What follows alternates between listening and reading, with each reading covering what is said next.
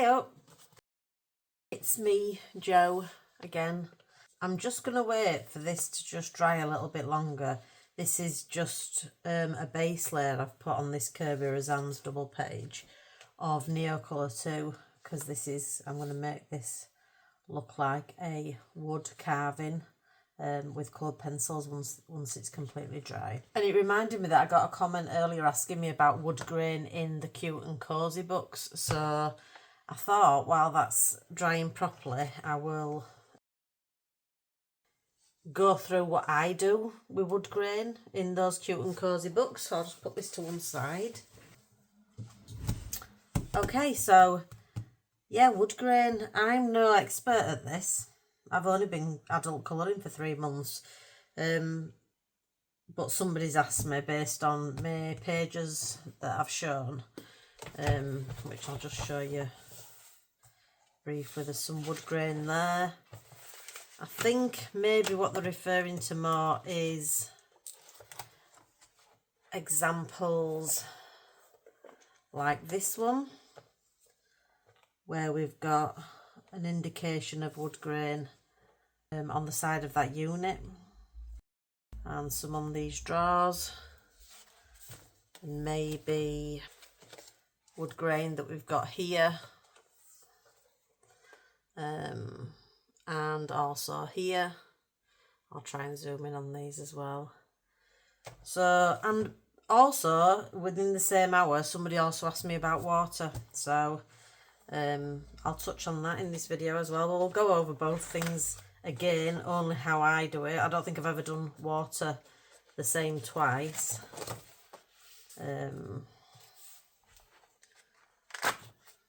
Water,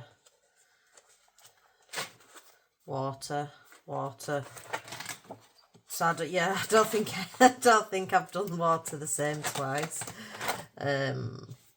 Water. So I don't know if you could see all those if they were in frame, but I'll refer back to them. I might have to do some editing to keep this video down in time length, but we'll make a start. I think we'll start with let's have a look what I've got in front of me. So I've picked a couple of books. So we're going to start with water. I would say most water, in terms of colouring the water itself, I do in the same way. It's only when it comes to what type of body of water it is that I may change the way I apply the white gel pen parts to that water. So I'll make a start. I'm using for my water, it depends on what kind of water. If it's a pond, I might choose more greeny colours for a pond, or a river, it might be a bit more of a sludgy green colour, but I'll go with these. So you just pick 3, 4 or 5 colours, ranging from light to dark.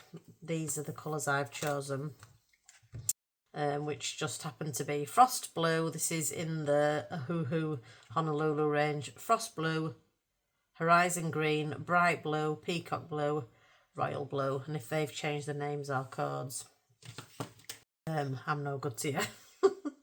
So I would start always, I won't be doing this super neat, because I do normally take my time. When I'm doing water as well, I don't worry about blending, because you're not going to really see it at the end how good your blend is. So you can be a bit more free and easy. I normally go a lot slower than this because I don't like bleeding. But so I start with my lightest colour.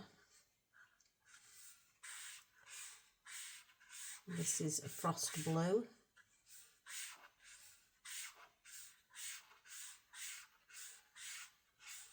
I'll come back to this page at a later date, so little areas like this I'm not going to bother colouring in, because it's just for today. I'm just using it as an indicator for you guys. And then with my second colour, so the next, going up in value in terms of darkness, I'll go up to my next shade, which is G340 on this occasion, and I just add, I focus mainly on the edge, around the outside, I'll just bring... If there's a sun in your picture, that's wonderful, because that'll tell you where to keep your water light. So I don't want to put any sort of darkness now between these my two fingers, if you like. So in that centre there, I want to keep that pretty clear. But I'll take this next marker up that way a little bit. And you can be quite... I think you can be quite, you know, loose with it. I think that's good with water. So I normally would be taking my time. That wouldn't have happened. So ignore that. That's, you know, don't be doing that. So, yep, a little bit with that one. Then we'll go one darker again.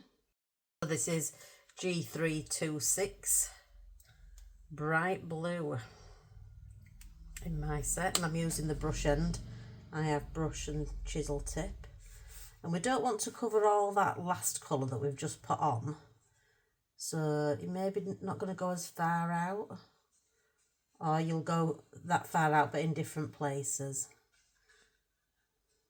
But we're definitely building up the value of colour, the depth of colour around the edges. See, at this point you might be thinking, God, this looks a real mess. But I've learnt now that you just have to trust the process, and know that every page goes through a really ugly stage. And one way you think, oh, I've mucked this up. But I've never so far given up on a page. I always work hard to try and find a solution if I feel like I've come stuck. So then we'll go in with a bit more... of a darker colour again, peacock blue this time, G500. And again, sticking mainly to the edges.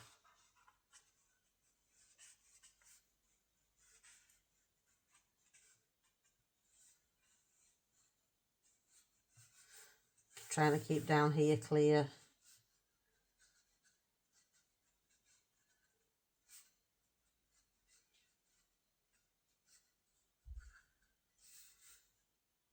If I'm being honest, if I were doing this myself, I'd probably be going a lot slower, more like this. So I should really show you properly, shouldn't I? I don't think it'll make any difference to the end result. It's just I like to take my time normally.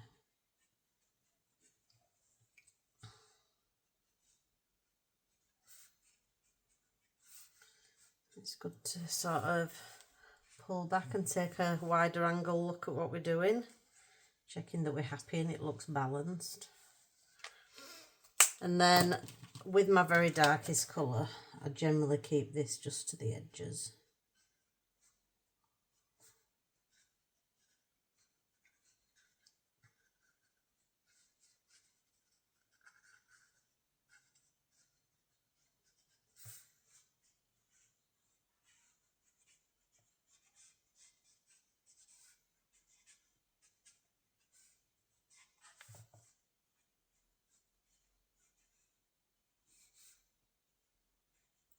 I like to end with sometimes a little dot. I think that's how you make it look like the light's twinkling on the sea. And we'll do that with a gel pen as well. I find that's quite an effective. You end a line with turn a line into a dotted line, if you like. Always check you're happy with what you've included, you know, before you go into your gel pen. I feel like I might need a little bit more. A little bit more of that colour, and I might extend the bright blue just a little bit as well, here and there. Alright, so once you're happy, it's gel pen time. And like I say, I've never approached a page in the same way when I've done water. Sometimes I think, I can't remember what I've used last time. That's often the case with me. I can't remember what I did, so I'm usually, you know, trying to remember. So I just zoomed in a little bit for you, which I should have done to start with, really. So yeah, when it comes to white gel pen work or white acrylic pen work, I'll either use a jelly roll or a Uniball Signo white gel pen. I've got two types of Signo. I've not really figured out which one's better than the other. And a Posca pen in white. So I tend to fight with these a lot. You know, I'm always, is it working? Trying it out on my little sheet and so on. So when it gets a little bit closer, I'll probably use this because it's a little bit, if I can show you here, that's a little bit of a wider nib than my gel pen. So I might use this for some frothy bits at this front end here. But for now, I'm going to work on the distance and I want to go in slowly. So how wide is my number 10? That's my number 10 jelly roll. And I've got, oh, excuse me, probably got a nice look at me group pyjamas. Oh dear, that's a jelly roll 5, so that's nice and fine, isn't it? I don't think I need to go quite that fine. Let's have a look. No, it's a little bit too fine for this job. So I'll start with this number 10 jelly roll, and I'm going to start at the horizon line, so things that are further away from us are going to look smaller. And when it's a C, I like it to be a little bit choppy because I like bearing in mind I'd probably, do you know what I'd best be doing here? Let me just pick a sky blue. I want to put the sky in so that you can see the white gel pen against it. Don't know what colour I've picked here, but let's put a little bit of sky in.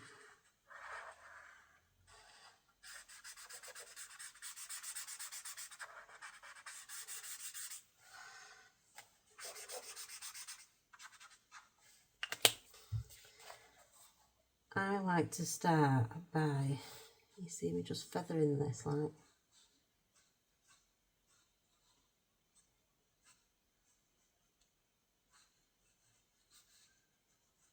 And I think with the ocean or the sea, it's important to cover the black lines.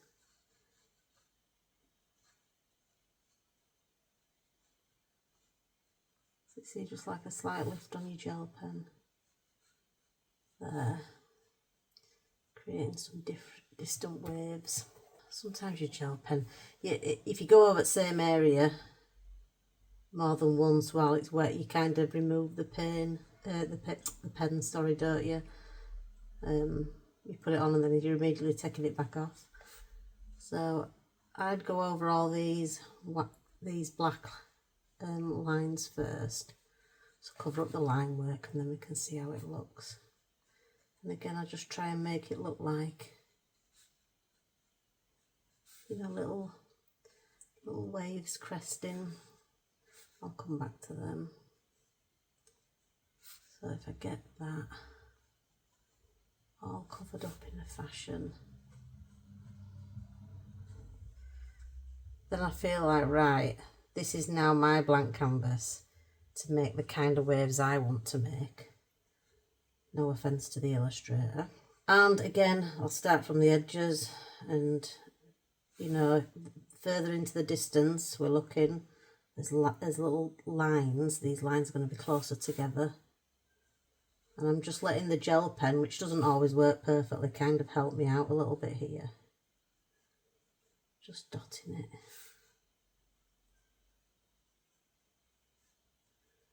You know, sometimes it wants to work, sometimes it doesn't. But that can be quite helpful when you're trying to fade out your lines.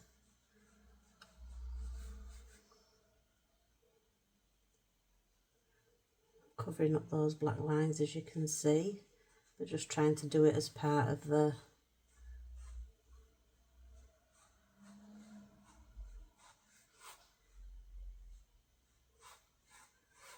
this is quite a good movement. If you noticed how I did that, once you do that zigzag, I hope you can see this. Let me just check, because this is one of my favourite effects. I'm going to zoom in just a touch more. So there, I don't know if you can see, but I just did like a little slightly curved zigzag like that. And then what I found was when I do that, if I then put in a curve and colour in that little bit, put in a curve there and colour in that little bit, curve there, colour in that little bit, that's what gave me, in those other pictures, that look of real ocean waves. So I'll try it again with you here. Obviously I'm running out of space, so on your page you'll choose more intentionally where you want this little effect to be, but I'll just show you that again. So if you do that, when you then colour in that curve, it kind of gives you that, you know, when you get a foamy swell on a wave, it kind of gives you that look of the foamy swell. There's a sentence I never thought I'd be saying. Do you see what I mean? And then, I mean, this is just, none of this is kind of intentional, it's all just experimenting. But if you're brave, try not to have fear with your pages. You can always, if the page is really that important to you, nobody wants to buy the book again, but you could do. Basically what I'm saying is it's not the end of the world. And always remember, you don't have to show anybody your pages. So even if it, to your mind, well, that's turned out rubbish, it don't matter. There's only you that's seen it. Keep it to yourself, can't you, if you want. So yeah, that's how, that sometimes looks good as well when you do a couple of these. Sort of, it's like ripples coming towards the shore. You know, when you do like a little flick. These are like upside down birds, aren't they? You know, when you do birds like that as a kid. Oh, that looks quite good. I like that.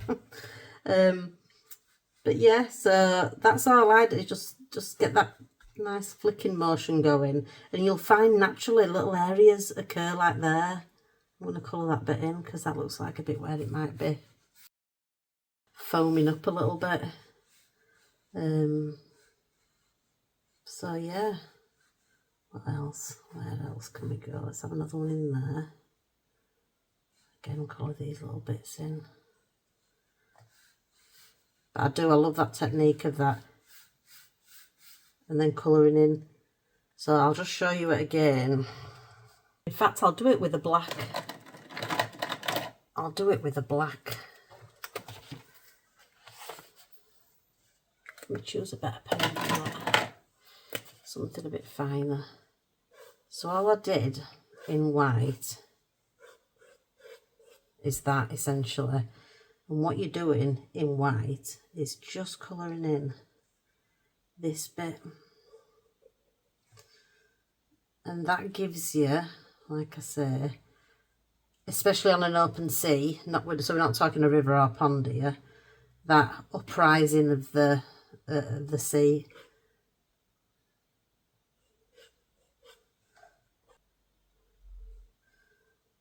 A few dots in white are like what they call spindrift, which is when you get that spray coming off.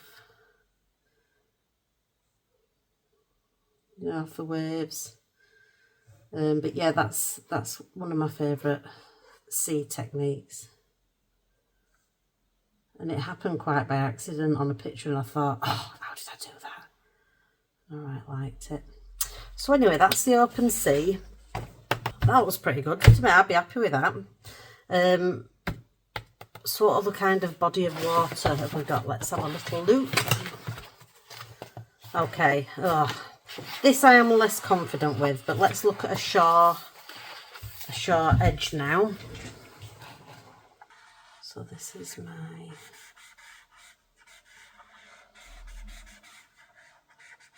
lighter coloured area.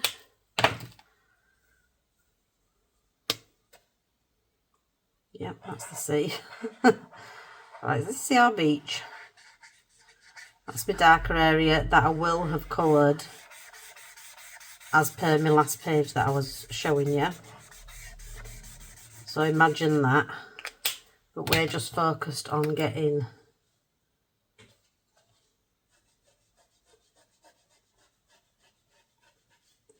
the edge of the seed on. To be honest, you've got better gel pens than me. So again, I would normally be taking my time.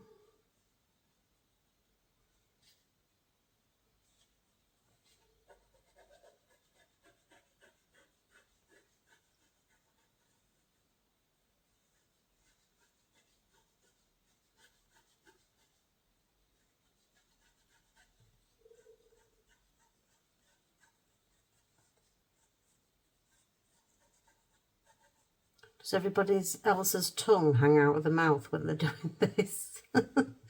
When they're concentrating. Right, let's pretend that that's perfectly covered. And then I was saying you just need to separate this little blue area in the middle in all sorts of different ways. It doesn't matter how you do it. Just get some separate sections going on. And then I think the key is any points you have, you're making them curved. You don't want points. You want curves in this bit. There's a reason I'm not a teacher. The descriptions of things can be quite rudimentary.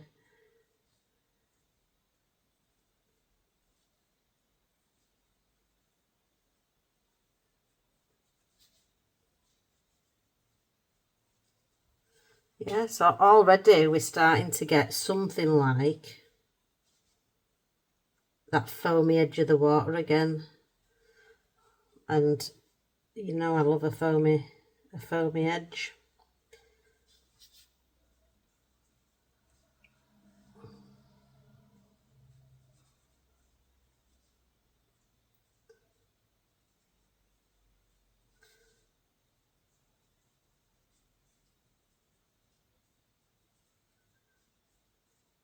I think you only get, I mean, I haven't mastered water.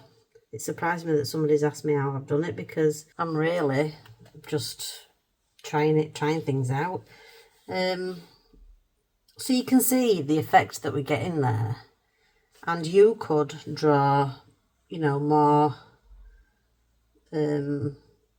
foam coming out onto your sand if you wanted, I guess. You know, anything you liked. Similarly, you could take these lines on, you know, continue these extra lines that we drew.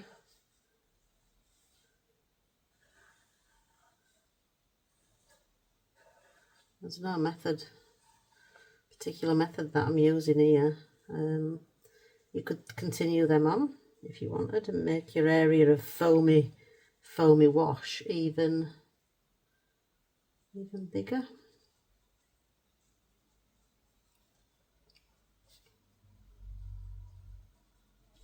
So yeah, never pointy bits. You can be quite random. See, this is looking, again, I'd probably be happy with this as an indication of water. If you have a look on TikTok and YouTube, I love YouTube, and Google this, I bet you'll find somebody who's actually really good at doing it, or doing something similar. I try not to watch too many tutorials because I'm worried I'll feel like I'm not as good. So I just try and work out a way that feels good for me. I know that's probably not going to be the case.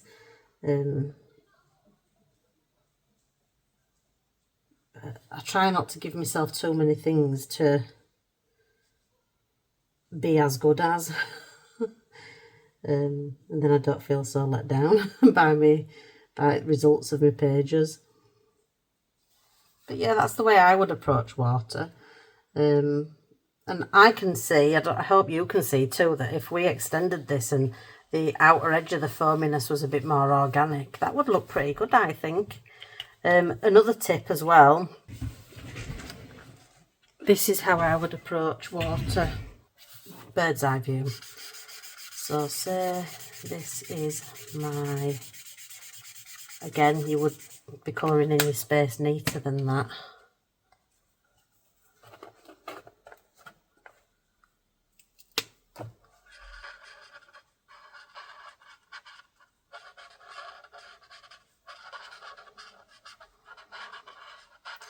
Just random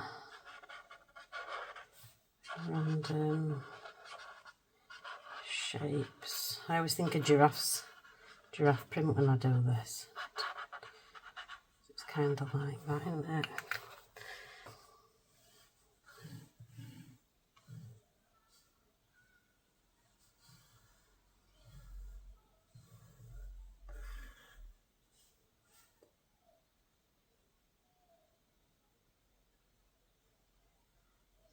White gel pen again, and once again you would be taking more time to do this. I'm just doing it really quickly to show you how I do it. And like I say, there's probably people certainly on TikTok and YouTube that could probably show you even better methods. But this is just the method I used on those pages where somebody's asked me to show them how I did it. It's so annoying when gel pen.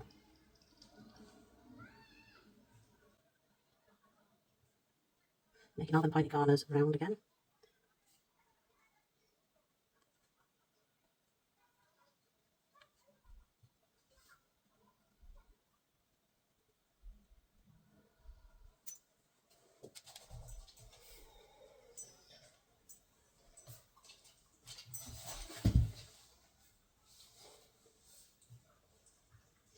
See, it doesn't take too long, does it really, when you get, and it's quite, I suppose it's a bit zen doodly, quite therapeutic, doing a lot of this ripple work, if you like, or wave work, or whatever you want to call it. So yeah, that's basically how I would do a top-down shot of water. I'd probably be maybe a little bit more wiggly with my lines. Now I'm looking at that, I'm thinking, yeah, maybe a bit more wiggly lines would have been better there, Joe. But what do you know? I can just add them in. There's never a need to panic in colouring. Never a need to panic. If we're panicking, you know, we're not getting the best out of it, are we? So yeah, I could go on forever with that. So yeah, that's a good way of getting a top-down shot. And then another tip is, if I went over when that were dry, I'm trying to think if I've got any dry bits, with my lightest colour again, it kind of, it's too wet, but that will kind of tint that white stuff, the gel pen, it'll tint it blue. I wish it were dry. I'm so impatient.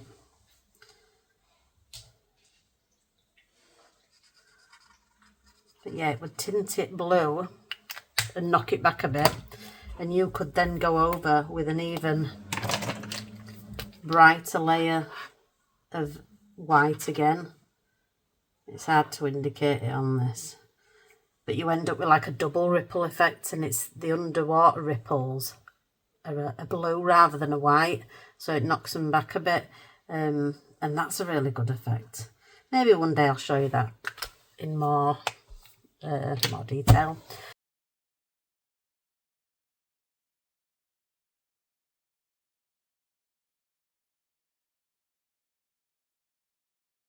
So that's water.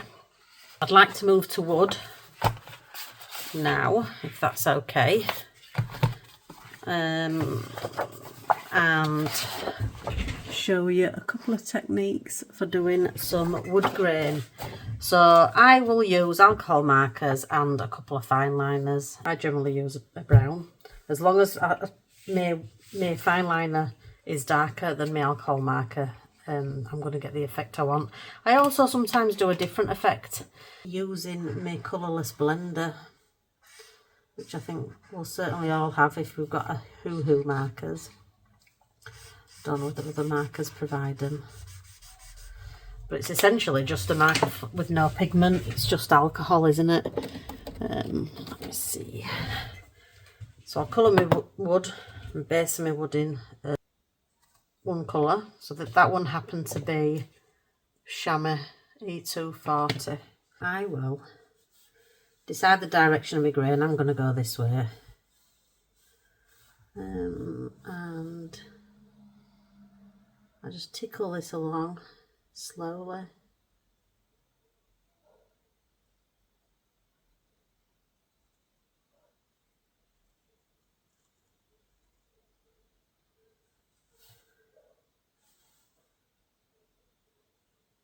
Maybe that's a little too slow, so I'm going to go a little bit faster.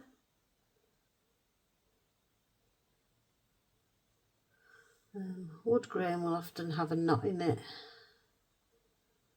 so I'll sometimes put a little knot in.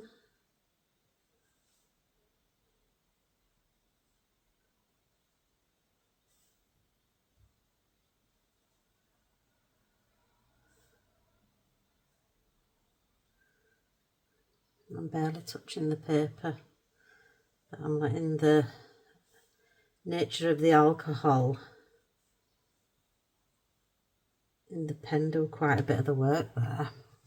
That's not good, is it? I put the white sheet under there, which I should have had. It just shows up a little bit better, doesn't it? Can you see that I've got the look of some wood grain? Oops. There. So that's one technique I use for wood. Let's have a look, do that wood again, but we'll use a different technique this time. So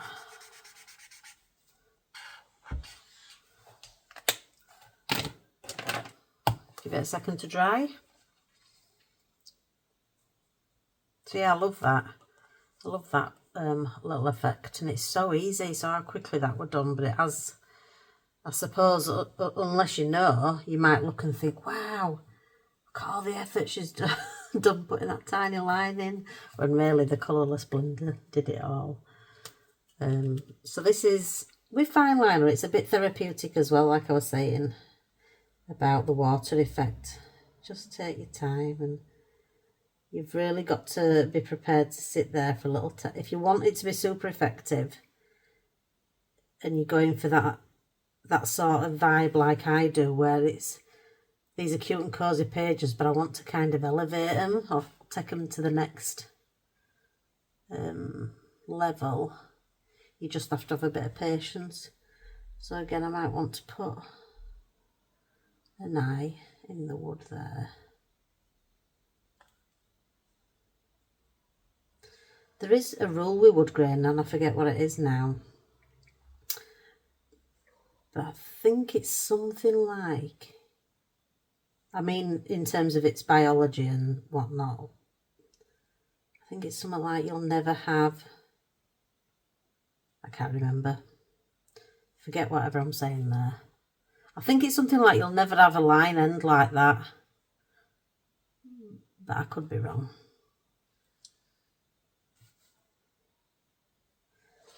I should have let this dry more. I can tell that this is bleeding, this fine liner is bleeding a little bit. And I also think this fine liner is too dark.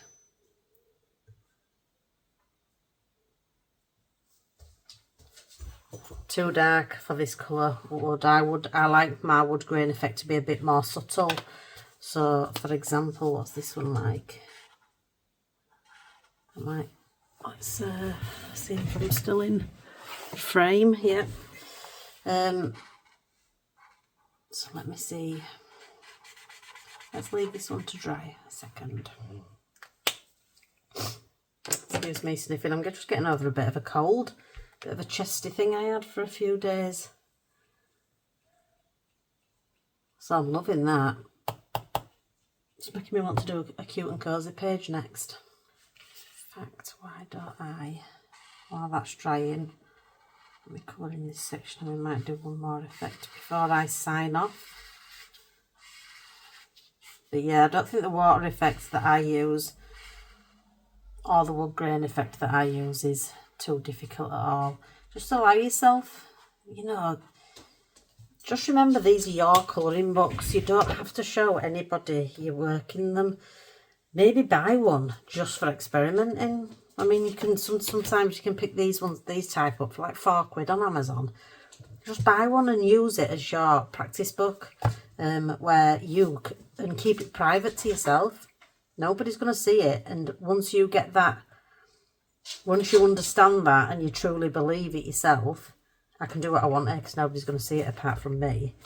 It's surprising the amount of freedom and the license to go wild that you've just given yourself. Right, let's try. That's better.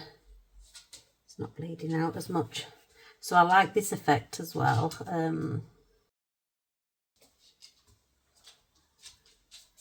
A nice big eye in a piece of wood.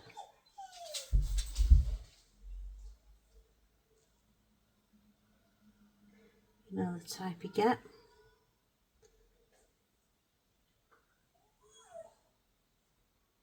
If you can hear a doggy in the background, he's just woke up. He's having a little stretch.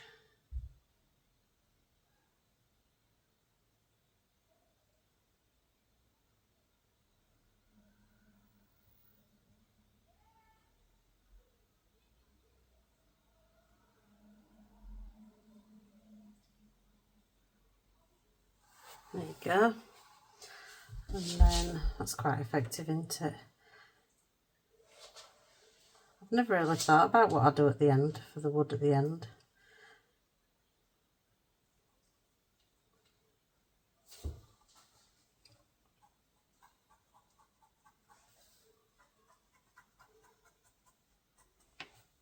Yep, it's quite liberating. Obviously, this page is going to be a practice page for me now, so let's try on the darker colour. I'm interested to see what we can achieve with this colourless blender effect again.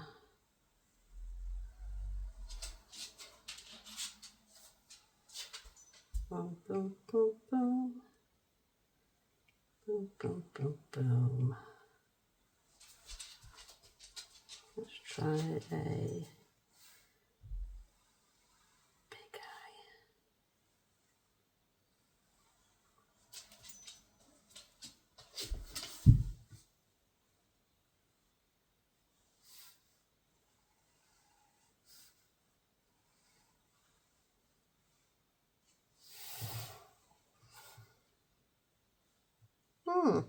Well, I've learned something myself there. I've learned that I prefer this colourless blender technique when I'm using it on paler shades of wood. So like maybe a light piney type effect.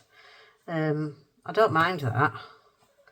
But I think when it's darker, I quite like the fine liner effect.